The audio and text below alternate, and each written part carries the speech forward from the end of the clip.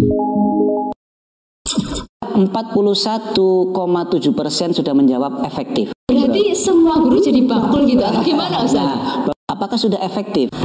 Ditaruh saja podcast.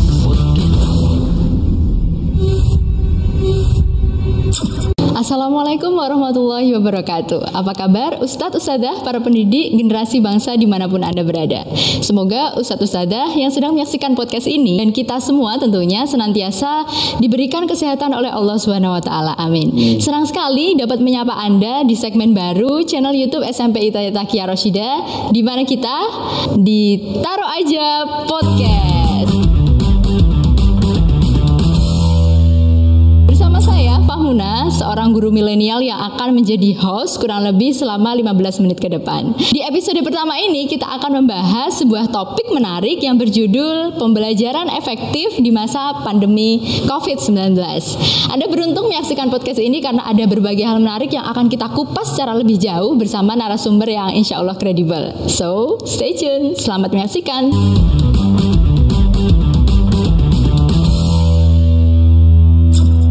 Baik, saya tidak sendiri karena sudah hadir di hadapan saya seorang narasumber, yakni salah satu tim anggota EPIK atau singkatan dari tim evaluator proses pembelajaran di masa pandemi di SMIT Taqiyah Rasyidah.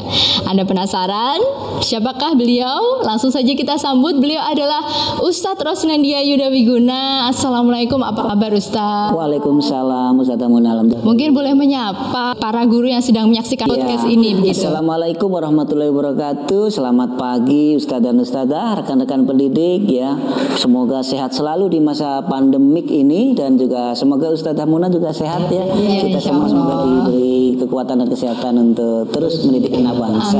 Amin Ustadz. Ustadz, mungkin boleh diceritakan sedikit bagaimana latar belakang kemudian terbentuk tim EPIK ini Ustadz? Oh iya, betul. Jadi ketika memasuki masa pandemik, Usmuna dan pemirsa sekalian, pimpinan sekolah di SMP ITT Taqiyah Rasyidah membentuk sebuah tim gabungan yang bernama tim EPIK, yaitu evaluator proses pembelajaran di masa pandemik ya.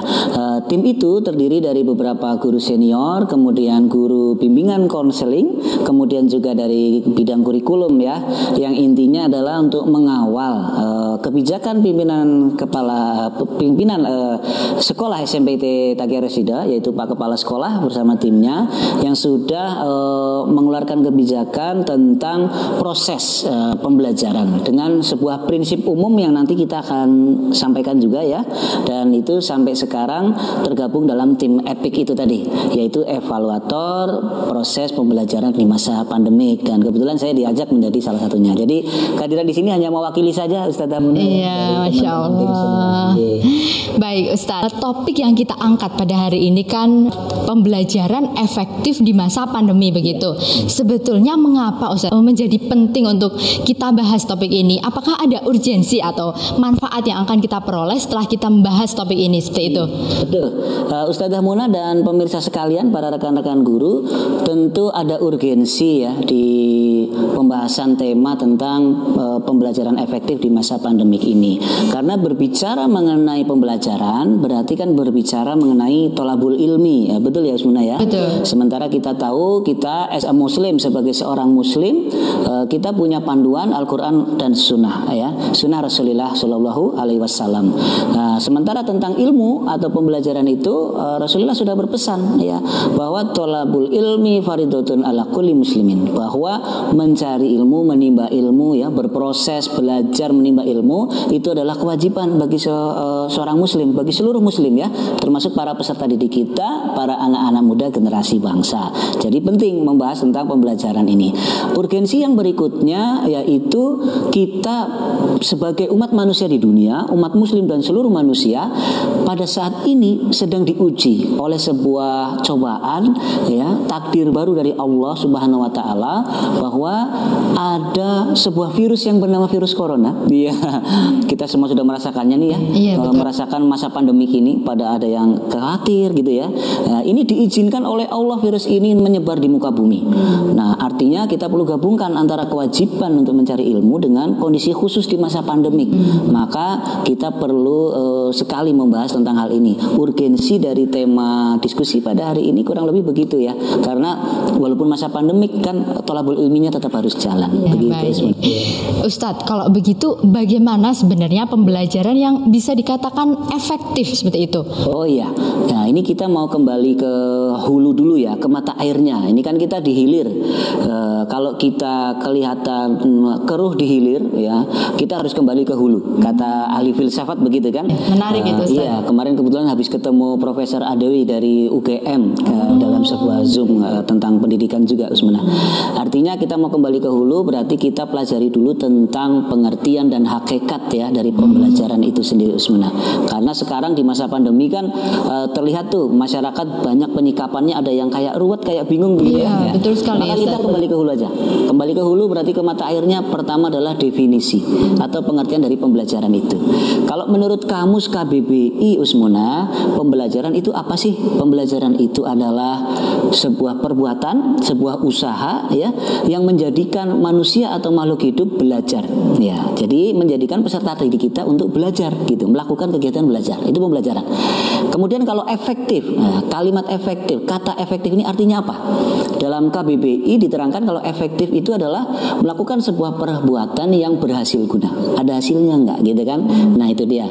Nah, maka kita perlu kembali ke sini. Oh, jadi proses pembelajaran yang efektif adalah perbuatan gitu ya, perbuatan, usaha dan segala kegiatan yang membuat peserta didik kita ya menjadi belajar ya, melakukan kegiatan belajar yang berhasil guna ya untuk dirinya, untuk perkembangan potensi dirinya di beberapa sisi kehidupannya yang sudah dituliskan, disematkan dalam tujuan pendidikan yang ada misalnya di Undang-Undang Nomor 20 Tahun 2013 ya, Undang-Undang Sisdiknas itu ada tujuan pendidikan untuk mengembangkan potensi manusia Indonesia menjadi apa-apa. Nah, itu ke situ semua. Nah, itu pembelajaran yang efektif berarti pembelajaran yang mampu membuat anak didik kita berkembang potensinya untuk menjadi manusia yang sudah ustadzah semua juga tahu ini gitu ya, yaitu di tujuan pendidikan nasional. Yang pertama menjadi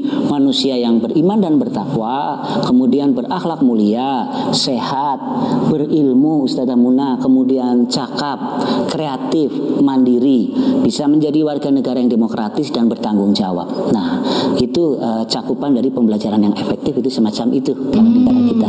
Menarik. Nah, untuk rumusan tujuan pembelajaran SMPIT Taqiyah Rosidah sendiri dari tim EPIK itu bagaimana kemudian menyusunnya seperti itu, Ustaz? Oh iya, betul. Yang menyusun bukan tim EPIK ya, karena tim EPIK hanya evaluatornya saja. Tapi tim EPIK sudah mendapat sosialisasi juga bahwa pimpinan sekolah SMPIT Taqiyah Rosidah punya sebuah kebijakan, yaitu seluruh pembelajaran di berbagai mapel itu harus memenuhi prinsip pembelajaran umum. Prinsip pembelajaran umum yang diberi nama bakul sepeda gembrot. Ya. Sebentar Ustaz. Bakul sepeda gembrot. Iya, bakul sepeda gembrot. Berarti semua guru jadi bakul gitu atau gimana, Ustaz? Nah, bakul sepeda gembrot ini kan namanya unik ya, Us. Ini sekedar untuk mengingat saja. Ini sebuah singkatan sebetulnya, ada kepanjangannya. Ya, perlu saya jelaskan ya di sini. Silakan, Ustaz. Pertama, bakul sepeda gembrot. Bakul B-nya itu berlandaskan keikhlasan kepada Allah Subhanahu wa taala. Jadi sebelum melakukan pembelajaran, karena ini masa pandemik, sesuatu yang kesannya repot itu harus kita kembalikan, harus ikhlas. Ini adalah takdir Allah di masa pandemik ini. Pandemik ini terjadi sudah diizinkan oleh Allah. Supaya apa? Supaya kita bisa ringan dalam melakukan segala kegiatan pembelajaran. Maka ustadz dan ustadzah itu dipahamkan oleh Pak Kepala Sekolah, kita harus berlandaskan ini dan ditularkan juga ke orang tua dan ke peserta didik. Bakul itu yang B. Yang A, aktif dan interaktif. Maka para peserta didik ya, ustadzah semua dan pemirsa semua itu harus menerima guru yang aktif dan dan interaktif ini. Artinya guru yang aktif interaktif ini yang lebih dulu berinisiasi untuk menyapa murid, menanyakan kabar gitu ya. Kemudian mendorong murid untuk lebih aktif itu gurunya. Yang kemudian K ya. Yang K itu adalah karakternya harus terbangun kuat. Maka dalam setiap pembelajaran, mapel apapun juga harus disisipkan pendidikan karakter. Ya, contohnya misalnya apa? Dalam melakukan kegiatan pembelajaran, maka disisipkan karakter orang yang beriman. Pertama harus diingatkan untuk berwudu terlebih dahulu, berdoa terlebih dahulu gitu ya. Karakter tanggung jawab misalnya jangan lupa juga untuk mengumpulkan tugas-tugas yang ada gitu.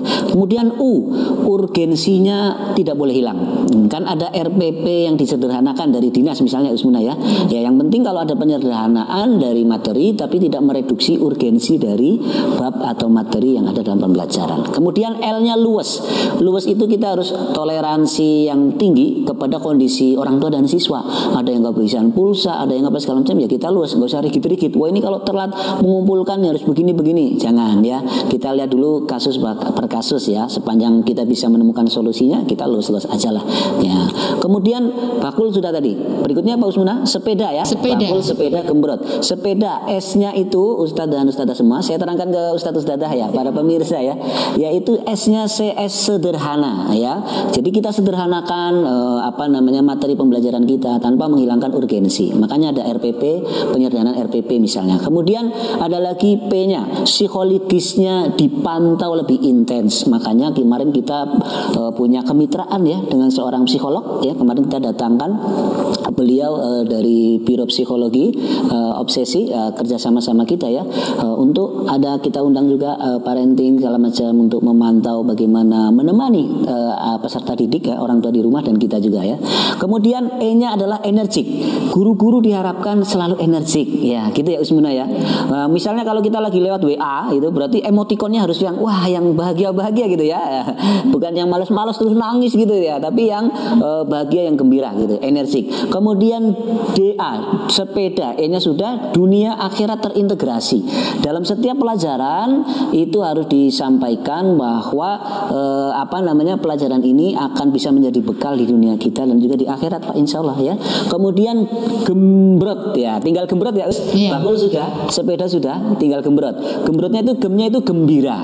Artinya apa? Nah, masa pandemik ini kan masa yang bisa menimbulkan kebosanan. Iya, betul ya, kita temui di murid-murid kita begitu ya.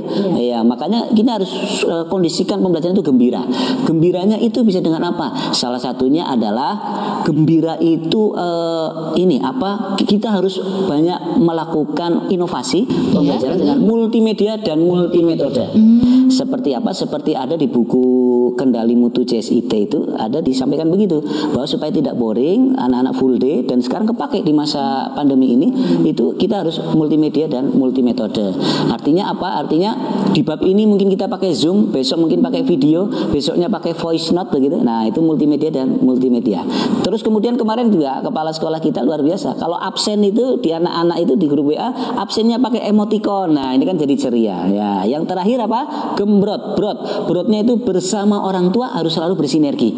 Kemarin kita sudah ada program parenting, ada diskusi antara orang tua dengan psikolog begitu ya, dituntun oleh psikolog, baiknya begini, masukannya bagaimana dari orang tua, psikolog memberikan masukan begitu ya. Kita sinergi supaya apa? Supaya Ustadz Ustadzah hasilnya nanti adalah maksimal. Itu tadi sudah saya sampaikan semua kepanjangan dari prinsip umum pembelajaran di sekolah kita, bakul sepeda gembrot, dan juga sudah saya jelaskan contoh-contohnya ya, detail itu. Gitu Ustadzah. Menarik sekali Ustadz. Bakul sepeda gembrot mungkin sekolah-sekolah lain bisa mencontoh SMP ITB Taqiyah Rasyidah dalam pengaplikasiannya. Boleh dipraktekkan nanti ya. Prinsip umum pembelajaran untuk semua mapel. Ya baik. Nah, tim EPIK ini kan evaluator Ustadz. Untuk evaluasinya sendiri ini bagaimana? Oh iya, luar biasa. Jadi begini Ustadzah, kita bawakan ini ada grafik ya, hasil dari interview, angket maksudnya, kuesioner dari orang tua ya, karena kita sinergi dengan orang tua Ustadzah.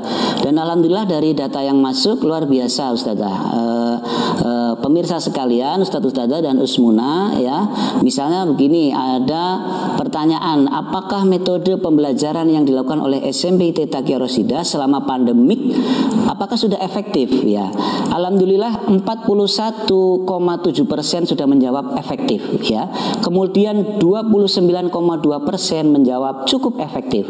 Kemudian yang sisanya adalah sangat efektif dan hanya 25% saja yang menjawab kurang efektif. Dan ini tentunya menjadi sebuah kesimpulan dari banyak pertanyaan yang lainnya. Contoh untuk mencapai karakter manusia yang beriman dan bertakwa. Itu ada pertanyaan di sini tentang, sebentar ya, kita buka. Nah, menurut ayah bunda ya. Jadi ini kan berdasarkan observasi orang tua. Kalau di kurikulum kita itu kan ada ya observasi antar teman segala macam. Nah, ini kita mengadopsi dari situ, ada observasi orang tua. Nah, ini misalnya. Nah, ini dia. Selama ini ya, guru dan wali kelas sudah menemani dan memotivasi putra-putri ayah bunda dalam pelaksanaan ibadah harian, misalnya gitu ya, menyemangati segala macam. Nah, ini pertanyaannya, apakah kegiatan-kegiatan itu yang merupakan pendampingan pada peserta didik sudah mewujudkan perkembangan potensi kegiatan-kegiatan untuk keimanan dan ketakwaan. Ternyata alhamdulillah 41,7% menyatakan sudah efektif program itu. Kemudian 25% mengatakan cukup efektif dan sangat efektif 25%, dan yang menyebut kurang efektif hanya 8,3%. Artinya kebanyakan sudah melihat dan mengobservasi hasil dari prinsip umum pembelajaran apa yang sudah kita sebutkan tadi. Kemudian ada juga tujuan pendidikan nasional, di situ ada mandiri, cakap, kreatif. Di sini juga ada anak Anda apakah muncul kreativitas dan bakatnya tersemangati, ada sekitar 50,3% gitu. Kemudian 33% menyatakan juga iya, ini muncul kemandirian dan tanggung jawab, termasuk ini dalam kegiatan di rumah untuk membantu orang tua segala macam, ada semua di sini. Pak, insya Allah dari tim evaluator akhirnya menyimpulkan berdasarkan observasi orang tua dan juga observasi kita, ada angketnya juga di sini. Pak, insya Allah dikatakan bisa relatif cukup efektif prinsip umum pembelajaran bakul sepeda keberut ini. Begitu. Menarik sekali Ustadz. Alhamdulillah. Saya ucapkan terima kasih sebelumnya telah meluangkan waktu Ustadz Nendi di tengah-tengah kesibukannya seperti itu, dan juga pemirsa di rumah. Saya ucapkan terima kasih. Menarik sekali perbincangan saya dengan Ustadz Nendi pada kali ini. Sebetulnya masih banyak sekali hal yang ingin saya tanyakan Ustadz, tapi berhubung waktunya terbatas sehingga mungkin kita akan bikin episode berikutnya seperti itu. Ya, insya Allah. Apabila ada perkataan yang kurang berkenan, saya selaku host pada hari ini mohon maaf, dan wassalamualaikum warahmatullahi wabarakatuh. Sampai jumpa. Ditaruh saja podcast.